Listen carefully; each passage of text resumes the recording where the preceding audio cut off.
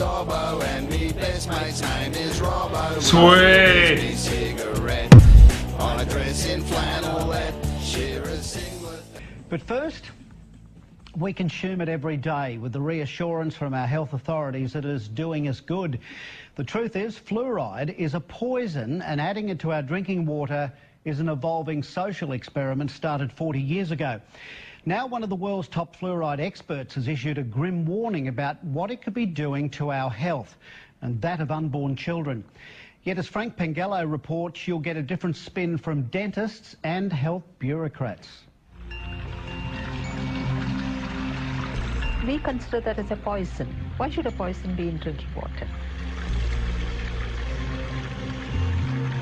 The poison is fluoride. It's there because government health bureaucrats and dentists tell us it's for our common good, for reducing tooth decay, and at levels which won't harm you. That doesn't wash with Professor A.K. Shashila. They should realise it's a poisonous substance. It doesn't promote health. It is a disease-causing agent, and fluoridation should be stopped as early as possible. Professor Shashila is one of the world's leading experts on fluoride.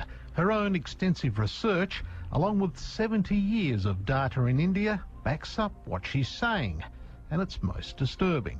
I would consider a pregnant mother taking fluoride-contaminated products, I'm using the word products, which includes water, toothpaste, black tea, processed food products which has fluoride. Any liquid? Anything. Where her urinary fluoride is high, she is going to cause a lot of damage to the fetus, the growing embryo, the infant which is going to be born.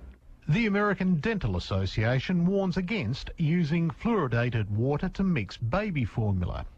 Not so here. They don't read, they are not aware, they don't update themselves, they don't do any research. So we are in a serious problem. Professor Shashila says exposure to fluoride could also be the cause of many ills like neck, shoulder and joint pains, which may be misdiagnosed by doctors. She routinely does urine tests to check fluoride levels in her patients. Remove the fluoride ingestion starting from toothpaste, black tea, fluoridated water, whatever, and you bring down the urinary fluoride to normal limits, the patient recovers. Fluoride is also used as a preservative and also lurks in many products we consume. But apart from toothpaste, it's not listed on labels. So it is coming into one's body through many sources, and you are not aware of it. The fluoride that goes into our drinking water is toxic waste from the production of fertiliser. For maybe 100 years, the phosphate fertilizer industry put out two very, very poisonous gases into the environment, hydrogen fluoride and silicon tetrafluoride. Eventually, they were required to capture those, and they did it with a wet spray, water, and that water converts these two very toxic gases into hexafluorosilicic acid. And it's this scrubbing liquor, which is about 25% strong, is put into tanker trucks, driven around the country, and added to our drinking water.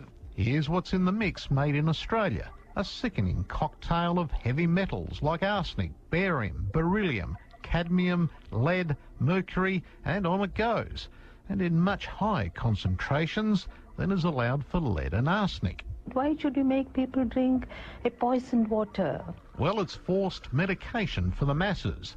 And there are more than 1,000 doctors and scientists around the world who, like Professor Shashila, condemn what's going on. The problem with adding medicine to water is an obvious one of consent, that people can't give their informed consent, which is a basic of medical ethics. Fluoride is about to be added to Mount Gambier's water from the Blue Lake. Alex Young is livid. He's collected a petition of more than 6,000 signatures against the move, or a quarter of the town, which has been ignored by the state government. The issue of fluoridation has largely been ignored by the government, in not terms they want to push it, but in terms of allowing the community to have a say in the matter. They simply just ignore us. And I am, and the rest of the group here, are just amazed at the level of ignorance shown on this matter. We wanted to talk to someone in SA Health about the issue. Instead, we got a written statement which didn't address our questions directly.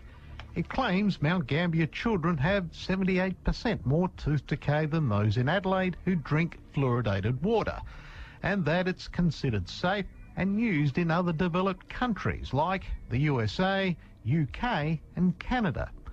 Well, there aren't many more on that list, as anti-fluoride campaigner Professor Paul Connett points out. Most European countries do not fluoridate. Austria, Belgium, the Netherlands, France, Germany, Sweden, Norway, Denmark, Iceland, Italy, Greece, Portugal. The overwhelming number of countries in the world do not fluoridate, and guess what? Their teeth are just as good, if not better, than ours. It aggravates dental decay. The tooth gets pitted, perforated, it gets chipped off, it breaks, and also at a much younger age, the people will become edentulous, means they will lose their teeth. The anti-fluoride movement says while there's ample evidence to support what they're saying, governments still refuse to listen or fund research to study the impact it has on health. The real culprit here is these bureaucrats who are spinning the information before it gets to the decision makers, and that's what's outrageous. We expect, I think, politicians to spin, but we shouldn't expect civil servants to spin. A mistake? Yes, of course.